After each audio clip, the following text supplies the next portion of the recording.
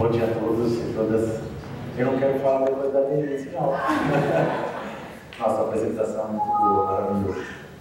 Enfim, eu estou aqui, obrigado pelo convite. Eu estou muito honrado mesmo de poder participar nessa articulação, porque rica mesmo, é porque acredito, a minha vida eu faço isso, eu acredito muito no coletivo, no papel do indivíduo dentro do coletivo. Então, estou aqui, estou muito feliz. Enfim, estou aqui para apresentar um pouco do movimento Slow Food e também, eu estava pensando também, 20 minutos, o que passar pelo movimento, porque na verdade hoje em dia as informações a gente acha na internet. Então, quem está curioso em conhecer um pouco mais do Slow Food, de todos os projetos do Slow Food, pode fuçar na internet. Não é aqui, acho que o meu papel aqui é talvez apresentar o que me encantou do Slow Food. Eu sou italiano, moro no Brasil há 6 anos, então me encantei muito pelo clima tropical, pelo potencial que o clima tropical oferece. Quando encontrei o pessoal da agrofloresta, gratidão mesmo, porque me encantei, porque não tem como não se encantar quando você vivencia a floresta, porque você se reconecta com algo superior. E quando isso se associa também à produção de alimento, agro, floresta, isso se torna verdade, na verdade é uma utopia que se torna realidade. E você vê como isso gera fartura, gera beleza. Eu acho que a palavra é a beleza. E o ser humano, eu pessoalmente, crescido lá em Nápoles, uma cidade meio maluquinha, no Mediterrâneo, bem urbanizada, bem complexa, o ser humano se desconecta dessas relações. Eu procurava no caminho, apaixonado pela alimentação, pelo que significa alimentação, falava, qual será o caminho? O caminho agroflorestal, com certeza, é um dos caminhos realizáveis e muito evidente de como o ser humano pode continuar, porque já existe, a transição agroecológica. Eu trabalho também muito como educador com as crianças, com os adolescentes, com os adultos, com as incoerências que estão dentro da gente. Lá na cozinha a gente estava conversando sobre pátria com a Claudinha. Cada um de nós tem incoerências, se lidar com essas incoerências, porque a gente está dentro do sistema e precisamos de ações e soluções. Soluções e ações. Para sair do sistema, a gente tem que resolver as nossas incoerências individuais primeiro. Eu penso sempre na cervejinha. Quando eu tomo uma cervejinha padrão, o que tem dentro daquela cervejinha? Todo mundo aqui gosta de uma cervejinha. Poucos chegaram a se libertar disso. O que tem dentro daquela cervejinha? Ainda mais no Brasil, talvez, tem muito milho, não tem? Esse milho de onde vem? Milho é transgênico. Então faz parte de todo o sistema que a gente combate. Então, que adianta falar e depois tomar minha cervejinha à noite? Que adianta falar e, sei lá, comer meu tomate no supermercado? Então, é lá que eu comecei a pensar, pô, eu tenho que ser mais coerente. Cheguei aqui, ainda carnívoro, e comi a carne. E a carne brasileira tem um sabor diferente, diferenciado, coisa muito boa.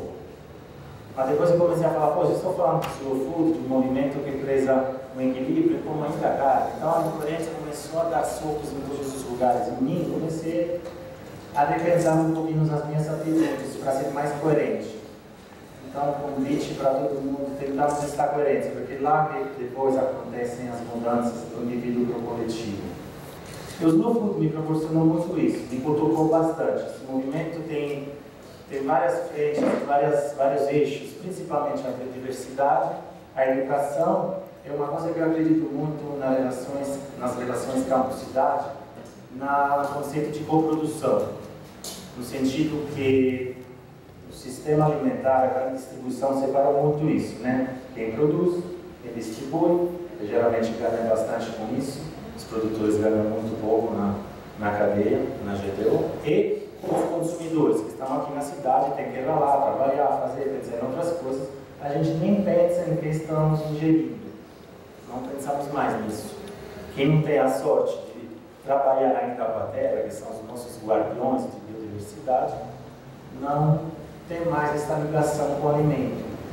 Então, os slow food, a primeira coisa que propõe, fala, vamos resgatar esse valor verdadeiro, profundo, que nós temos com o que entra dentro da gente. Você é o que você come, né? Uma fala antiga do século XIX, depois evoluiu. Então, o que estamos comendo? Se a gente come transgênico, de qualquer forma, nos tornamos transgênicos. Eu tenho certeza que o ser humano do século XXI tem esse desafio. Ou se modificar geneticamente, como está acontecendo, eu acho que a barbárie está aí. Somos geneticamente modificados, tecnologicamente digitalizados, ou ter outro caminho, que é o caminho da agroecologia. Quem não se desconectou, continuar perseverando nessa caminhada agroecológica, e quem está longe, quem se desconectou, mostrar caminhos. O que vocês fazem, vocês mostram caminhos, você nunca pode se sentir isolado. E para fazer isso, a gente precisa justamente de descobrir o nosso coletivo, que é o que está faltando na sociedade do século XXI. Um grande desafio é isso. Por isso eu acredito muito na educação, ainda mais com crianças, porque lá que a gente quebra a competição, e lá conseguimos, naqueles lugares educativos, formais e não formais, conseguir a cooperação, ser cooperativos e não competitivos. Então, o slow food é foco na biodiversidade, na educação alimentar. E sobre a educação alimentar, o slow food desenvolveu várias estratégias. Uma dessas eu gosto muito, chama educação do gosto. Porque tudo bem, quem está, Márcio, que está acima de 60, ele lembra o sabor do milho crioulo, ele lembra alguns sabores ainda não transgênicos, ele lembra da comida da vovó. Os mais jovens, eu cresci na cidade com produtos processados, industrializados. Então, os slow food veio para falar, vamos educar o paladar, a visão, os sentidos como todos, para reconhecer o produto ao natural, para reconhecer o que significa um alimento agroecológico, um alimento não agroecológico. Para fazer essa educação, o gosto trabalha com sentidos, e atrás do sentido tem todas as vivências, porque não tem educação só teórica, a educação tem que ser vivenciada, praticada, senão não entra dentro da gente. E por isso se tornou uma estratégia muito virtuosa que, na verdade, tem até uma avaliação muito positiva, porque as mudanças são evidentes. Não é só educação do gosto, lógico, em cada escola hortas, em cada escola trazer sabedorias tradicionais. Quem fazia práticas tem que estar dentro das escolas, é outra forma de educar. E aqui no Brasil se está discutindo muito isso de forma maravilhosa mesmo.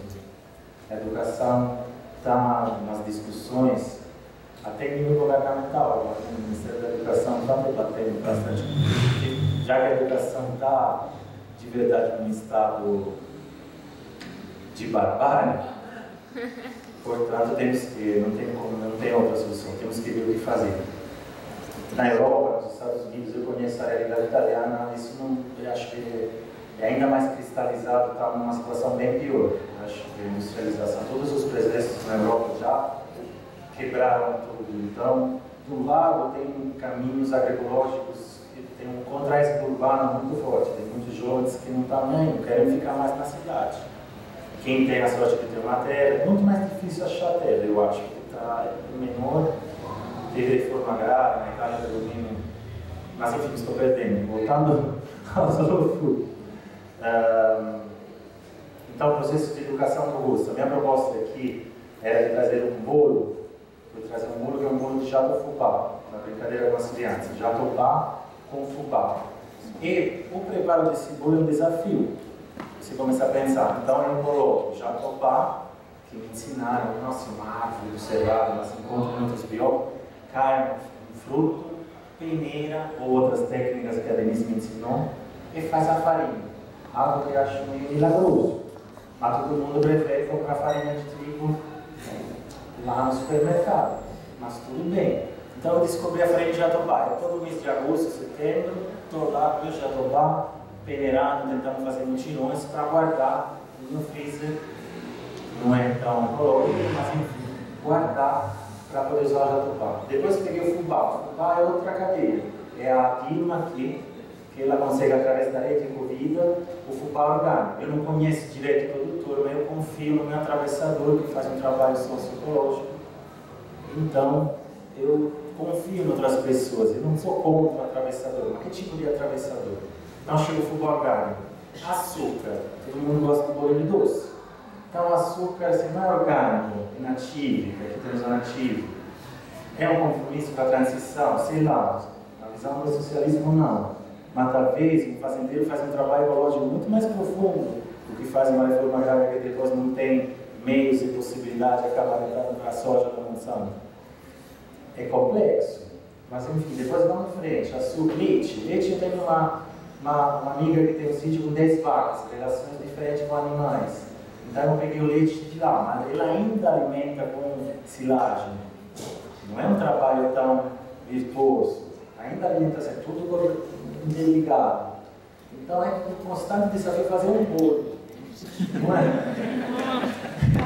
Tem mais, né? Tem mais aquele fermento, amigo de mídia. Portanto, comprei esse bolo.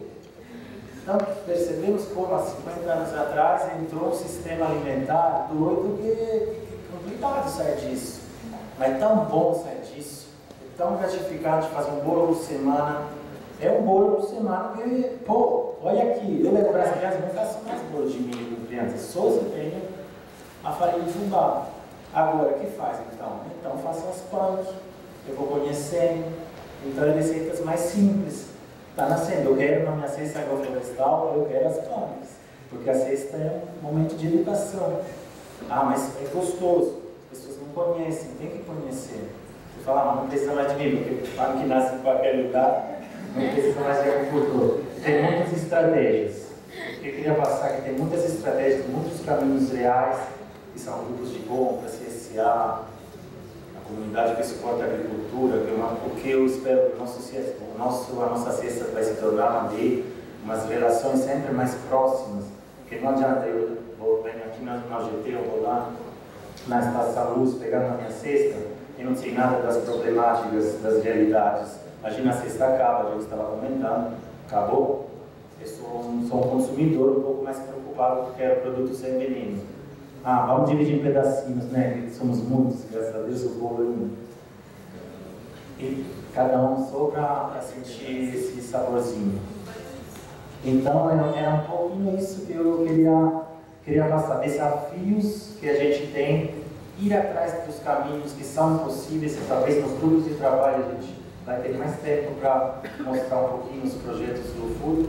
Eu coloquei uma mesinha lá, que tem vários projetos, porque as Slow Food entram para potencialidade, para dar um gás. Como é que você fala quando faz uma clareira? Você fala uma palavra bonita. Impulso. Slow Food vem pulsando realidades cooperativas que preservam a biodiversidade no mundo todo. No Brasil, mas ainda tem biodiversidade. Então lá, aqui nesse bolo tem o licuri também, que é aquele coquinho que a gente experimentou. Licuri da caatinga. São todas coisas que eu nem criança descubro aqui e falo, poxa, temos que ir atrás. Tem cooperativas que lá em Capim Grosso, 500 quilômetros da Bahia, de Salvador, resiliente, lá, resistente, não deixam até, não vão para a capital, ficam lá, mulheres quebrando um pouquinho. E a gente tem que valorizar nosso dinheiro que a gente é escravo aqui na cidade, tem que tirar esse dinheiro do nosso salário e comprar, fortalecer esses circuitos comerciais para a transição. Porque não adianta ter aquela utopia, a gente depois fica frustrado, fica, pô, não tenho força para fazer isso. Então vamos construindo essas relações. Da agrofloresta eu já vejo, sou sempre preocupado, eu lido muito mal com dinheiro. Não tenho muito, mas não lido. Mas a parte comercial é importante pensar nisso. E quem faz agrofloresta para produzir alimento, imagina, não temos ainda esse problema, não tem bastante produção, maior a demanda. Ainda bem. Imagina que absurdo seria ter produção agroflorestal em verão e não ter escoamento. E os mercados institucionais, né? Os programas institucionais, não podemos falar do Brasil como política pública de segurança alimentar e nutricional, Porque quem observa um pouco da pública está maravilhoso no papel, e temos esse grande desafio de botar na prática através dos conselhos municipais. Eu acredito muito, ainda falando dos jovens, os jovens não acreditam mais nessas formas de se agregar. Falar, essa forma de política já era. Eu acho que, talvez porque na Itália não temos conselhos com esse papel da sociedade civil. Eu acho que nos conselhos a gente pode se empoderar das políticas públicas. Acho ainda que o Estado tem o seu papel de dar recursos para a agrofloresta, para a agroecologia. Essas políticas públicas ainda podem ser úteis. Não jogaria tudo no passado, assim, no resíduo, no lixo, e falar, não, aqui não dá porque tem politicagem demais.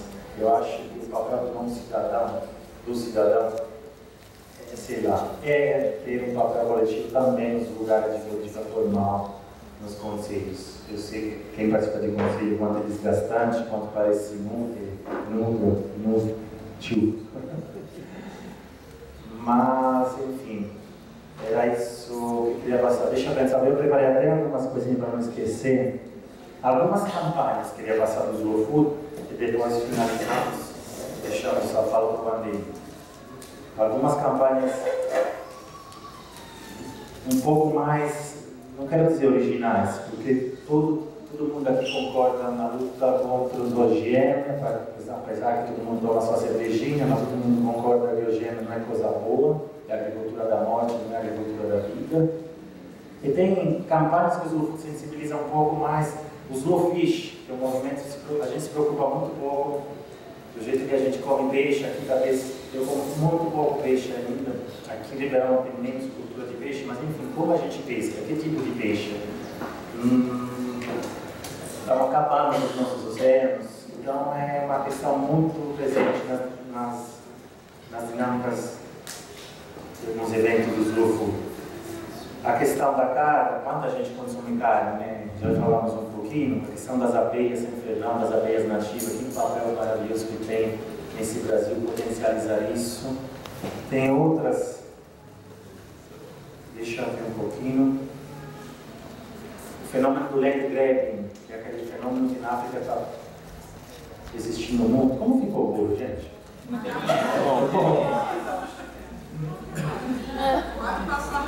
Bom. É um bolo de fubá, tira 50% do fubá e coloca 50% de jatobá. Depois é um bolo de fubá. E você pode tirar leite, coloca chá de erva doce, tira ovo e coloca sementes que fazem um pouco de papinha, de linhaça, para ser vegano, né? Para quem é vegano aqui não podia comer. Sacanagem. O vegano até, o vegano sempre pergunta se tem leite ou derivados. O que eu estava falando disso? A campanha do Land Grabbing, que se fala muito pouco ainda, de como o capitalismo agora está chegando a colocar terras férteis na África, China, Coreia, para comprar direto terras que a gente nem percebe. A gente daqui a pouco não tem terra fértil para cultivar. Vamos fazer o contrário do urbano e onde vamos? Então, guardiões, por favor, preservem, porque estamos chegando, daqui a pouco vamos invadir as terras de vocês, no sentido que a gente vai precisar de fortalecer isso. Não? Fora de brincadeira, eu não acredito em coisas tão drásticas, coisas maniqueístas, no sentido que se uma fazenda, fui lá na fazenda da Toca conhecer, eu acho que pode existir um capitalismo virtuoso. Isso é bem para o debate, né? Vamos lá. Pode existir um capitalismo virtuoso? Talvez, não sei. Mas sempre me questionam, o pessoal do Slow Food, reforma agrária para arrendar para transgênico ou um fazendeiro que faz agrofloresta? Lógico, uma agrofloresta que distribui, então, perfeita, socialmente, economicamente, politicamente, desenho perfeito. Mas eu enxergo várias caminhadas, não só. Enfim. Era um pouco isso. Depois, quem quer falar mais sobre o que falamos? Tem muitas coisas. Tá bom? Obrigado.